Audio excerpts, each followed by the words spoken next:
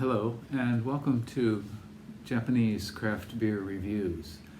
Today we're doing the second part of a review of two Kyoto Brewing Company beers, which are kind of an experiment. And the experiment is to keep all of the ingredients the same, except make one beer with hard water and one beer with soft water.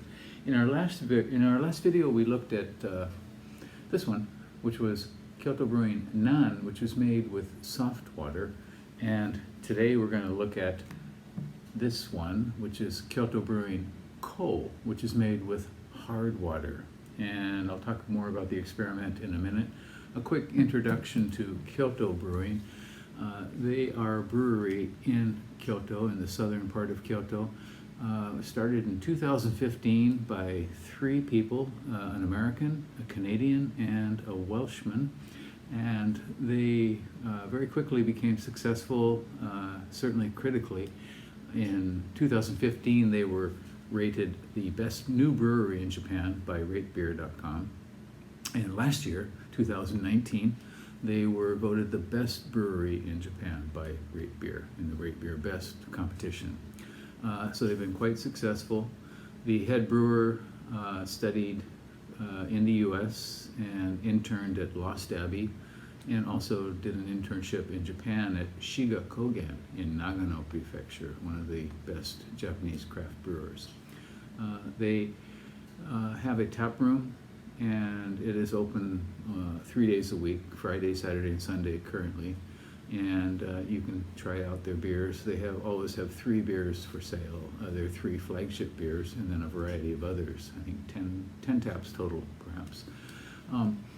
2 seasonal lines: Kimagure seasonal line 4 times a year, and Shunka Shunto 4 times a year. The Kimagure line tends to focus on things like pale ales or IPAs, and Shunka Shunto is saisons. And they have kind of a Belgian-influenced sort of style. A lot of their beers include Belgian ale yeast, certainly at the beginning, but they've made all kinds of different beers, and they have experimented. So sometime a few weeks back, we looked at another experiment they made, which was their beers called Ichi and Ni, and the recipe was exactly the same, except the Ichi was dry hopped 1 time, and the Ni was dry hopped 2 times, and it was quite an interesting experiment to taste. And so these things are fun, kind of interesting to do. A friend once at a tasting brought 2 beers for us to taste blind, and we could taste some similarities between them, but they did taste like completely different beers, and we were quite shocked when he unwrapped them. They were both Rochefort 10 beers.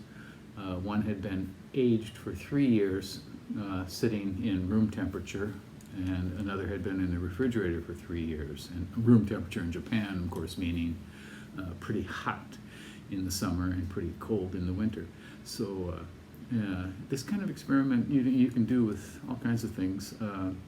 In this case, they've made 2 beers with exactly the same ingredients, and those ingredients are Golden Promise malt, Munich malt, and Crystal T50 malt, and Simcoe for both bittering and aroma.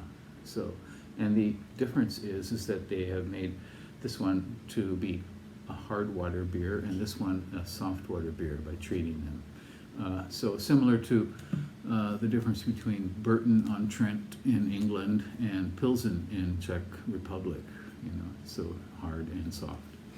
Okay, so this one called Ko has only 2 reviews on RateBeer, and the average is 3.65.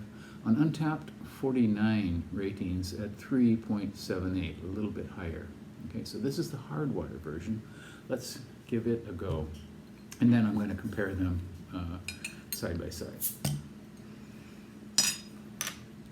Wonderful brewery, really.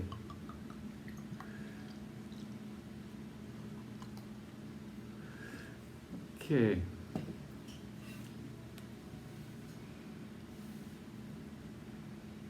Okay, the aroma is similar to none. Similar, but so this is Simcoe all the way. Very weedy, grassy, lightly barnyardy, and I got the barnyardy, which I mean like kind of a sort of a manure influenced sort of aroma, much more in the non, the soft order version. Okay, but this one has more of a, I don't know, sort of a citrus blossom element behind it. Seems like I can smell the malt perhaps a little bit more than in the nun.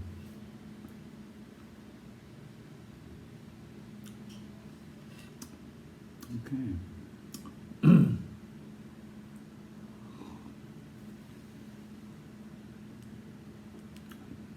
Okay. This is quite similar. I'm going to have to taste them side by side to really get it, but we do have the Simcoe coming out.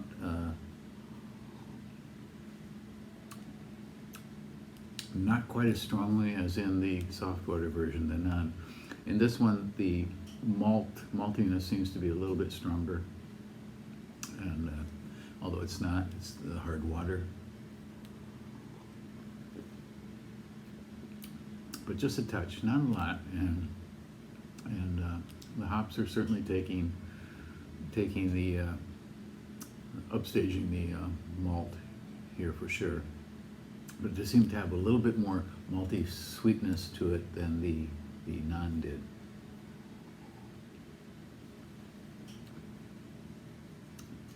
This seems a little bit more rounded, less one-dimensional than the non. And yeah, so the flavors, the malt flavors and hop flavors seem to mix a little bit better here, I think.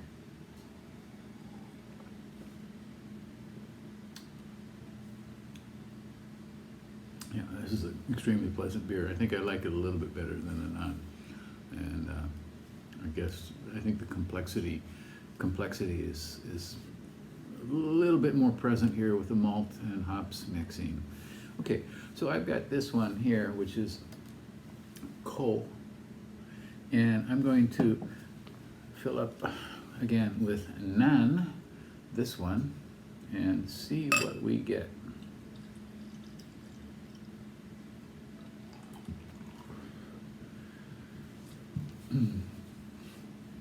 Okay, so nan and coal.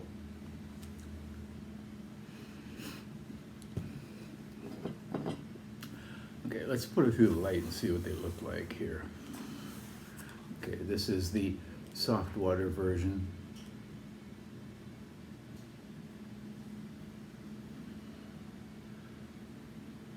And the hard water version.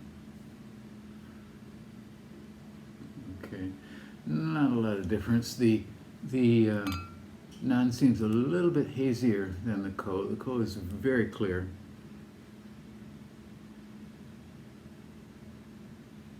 I'm not sure exactly why that is, but let's try it.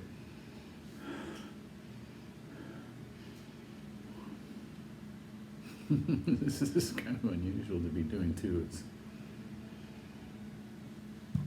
sorry, let me turn the light around.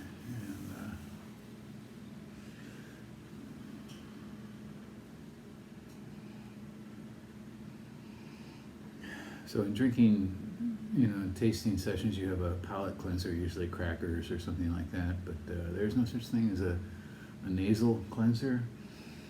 I don't think I'd want to do it actually, but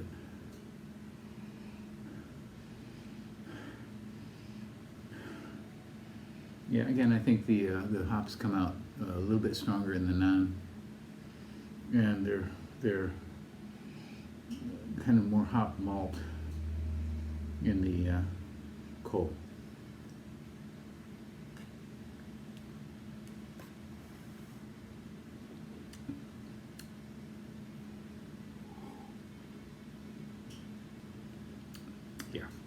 at the difference. The nan seems much more light-bodied, and this seems to have more body, and perhaps the soft water note, I don't know.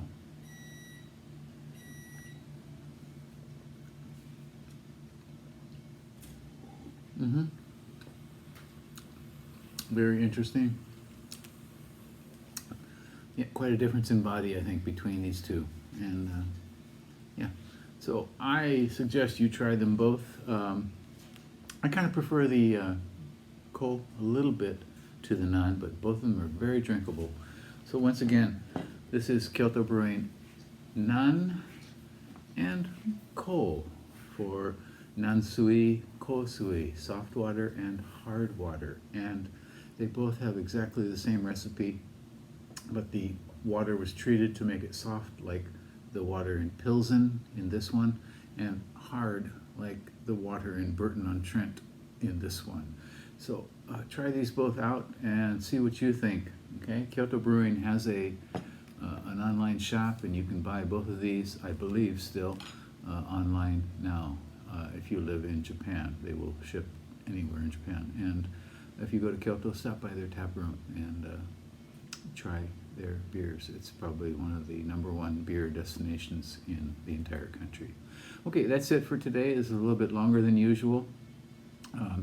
In our next review, we're going to look at a very special barrel-aged collaboration beer from Kyoto Brewing and Kyoto Brewing and Heretic in the United States, and it should be an interesting one. Hope you're doing well. Take care. Bye-bye.